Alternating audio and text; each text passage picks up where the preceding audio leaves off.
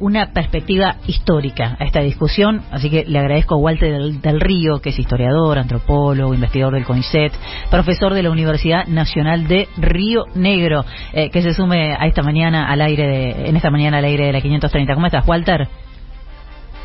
Hola, ¿qué tal? Buen día.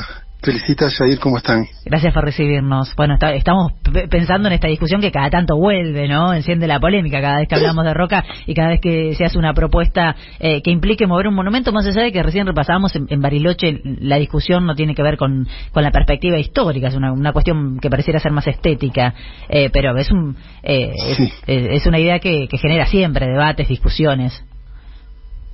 Sí, en realidad, bueno, acá en Bariloche, desde que retornó la democracia, hay un cuestionamiento, no solamente sobre la estatua de Roca, sino sobre toda la geografía urbana, ¿no? Porque los ciudadanos tienen que transitar por calles y por plazas y por espacios que tienen nombres que hacen referencia a la conquista del desierto en particular. Entonces, teniendo en cuenta que, bueno, la mayor parte de la población, digamos, es miembro, descendiente o se considera como parte de pueblos originarios, es realmente un tema candente. Ese dato ahora es fundamental, que a veces se lo menosprecia, pero eso es un dato fundamental.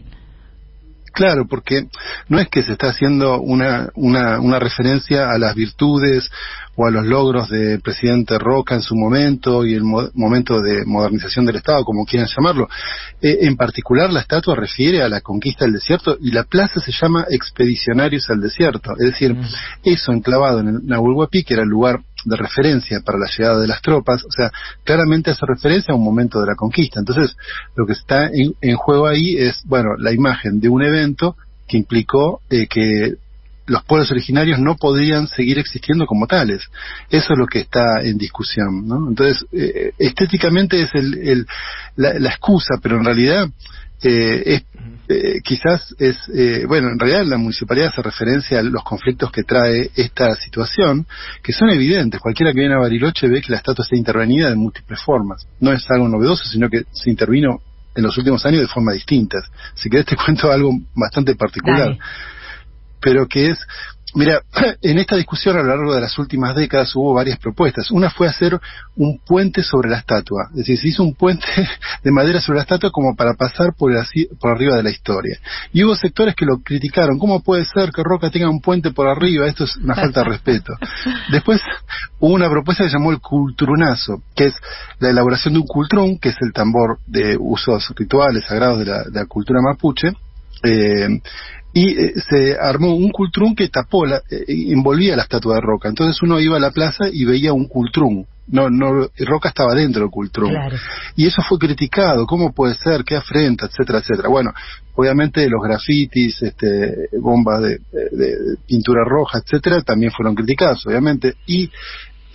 Pero lo que nadie criticó, todas esas voces no criticaron, es cuando cada 25 de diciembre se hace un arbolito de Navidad que tapa al general, es decir, un arbolito en el cual adentro queda la estatua. Bueno, eso no se criticó nunca. Mirá. Y es parte de lo que es esta sociedad, ¿no? Es decir, no es algo de hoy día, no tiene nada que ver, digamos, con como decís vos, a veces con un discutir profundamente la historia, sino con, bueno, resolver cuestiones que hacen problemática, bueno, la vida en la ciudad. Pero bueno, obviamente no se resuelve si tampoco hay una discusión profunda y se entiende por qué para pueblos y para familias, para personas que se identifican con esa historia, es algo sumamente doloroso el que se esté recordando específicamente la conquista del desierto.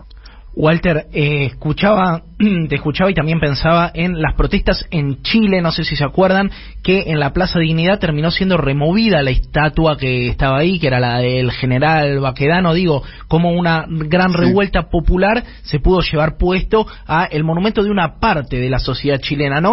Pero también hablamos con Felicitas la necesidad de complejizar quizá la figura de Roca, ¿no? Porque vos decías, esto hace énfasis a la conquista del desierto, pero y obviamente entendiendo que el Estado argentino se funda sobre este genocidio también, pero que Roca fue un gobernante más complejo, ¿no? Un tipo que venía del interior, que apostó a una educación secular y laica, que creó el registro civil para que no fuera solo la iglesia la que casara a las personas. ¿Qué nos puede decir de Roca, personaje más allá de la conquista del desierto? Sí, es un lindo momento para discutir la geografía de la geografía urbana al que yo me refería. Es un momento como para discutir modelos de historia digamos, modelos de sociedad y procesos históricos en los cuales cada uno puede sostener. A ver, brevemente, o sea, Roca y el Partido Autonomista Nacional, que se consolida con la figura de la presidencia de Roca, es el que genera y define el modelo agroexportador que todos conocemos. Es decir, digamos, son todas las cosas a la vez. Es decir, el proceso de modernización es un proceso obviamente que se desarrollaba. Ahí no creo que sea Roca, sino simplemente creo que era una cuestión más de los tiempos. Claro, había un devenir histórico que en definitiva iba a tener esas implicancias, ¿no? Claro, pero se habla, por ejemplo, de los puertos, del ferrocarril. Sí. Bueno, pero hay que mencionar lo siguiente, es decir, ese es el momento en el cual se define, o sea, qué compañías comerciales y qué compañías ferroviarias van a llevar afuera del país esa producción local. Es decir, se define todo el modelo agroexportador. Y había otros modelos en disputa. Cuando se creó la sociedad rural había dos grupos, uno que proponía la industrialización de los productos agropecuarios y otro la simple exportación. Con Roca es el triunfo de los exportadores, es decir, adiós, digamos, un proyecto industrial, y además, como se dice, que, bueno, promovió que hubiera ferrocarriles allí donde los ingleses no querían hacerlo. Eso es una excusa. A ver, cualquier compañía ferroviaria, obviamente, es decir, cuando uno ve el ferrocarril del sur, que llega finalmente acá a Bariloche, a Esquel, atravesaba todas las estancias y las propiedades británicas, y eran, digamos, obviamente capitales británicos, pero aún los tramos en los que supuestamente el Estado obligaba, estas empresas recibían tierras, recibían una serie de beneficios, digamos, que hacían lucrativa cualquier inversión. Es decir, el Estado argentino facilitó todo esto. Entonces, a ver, ¿qué me gustaría? Bueno, ¿por qué no se erige un monumento, digamos, a el sistema educativo argentino con todos los grises que tiene, ¿no? Porque también hablamos de educación laica, gratuita y obligatoria, pero en un contexto en el cual a los pueblos originarios se les negaba usar su propia lengua, tener su propia espiritualidad, claro, y referirse a ellos mismos como pueblo.